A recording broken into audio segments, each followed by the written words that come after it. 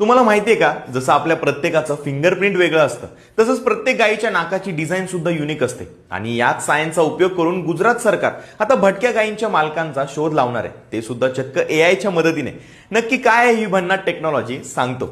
अहमदाबाद आणि गुजरातच्या अनेक शहरांमध्ये रस्त्यावरील भटक्या गायींमुळे ट्रॅफिक आणि ऍक्सिडेंटचं प्रमाण वाढलेलं असल्यामुळे सध्या महापालिका गायींच्या अंगांवरील चिप आणि टॅग तपासून मालक शोधते. पण ही सगळी प्रोसेस पूर्णपणे मॅन्युअल असल्याने त्यात खूप वेळ वाया जातो.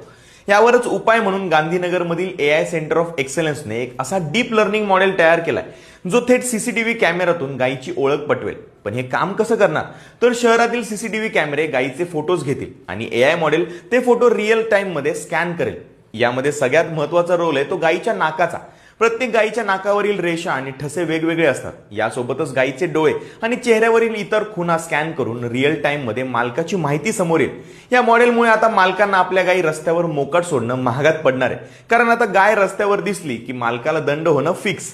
अहमदाबादसह अनेक शहरांमध्ये हा पायलट प्रोजेक्ट सुरू झाला असून लवकरच तो संपूर्ण गुजरात राज्यात चालू होणार आहे. एआय टेक्नॉलॉजीचा जर असा वापर होणार असेल तर खरंच हे कौतुकास्पद आहे. महाराष्ट्रातही मोकाट गायींचा प्रश्न काही अंशी आहेच, त्यामुळे आपल्या महाराष्ट्रातही असं व्हायला हवंय का? काय वाटतं तुम्हाला? तुमचं मत कमेंटमध्ये नक्की सांगा आणि अशाच नवनवीन टेक्नॉलॉजी अपडेटसाठी लगाव बत्तीला फॉलो करा.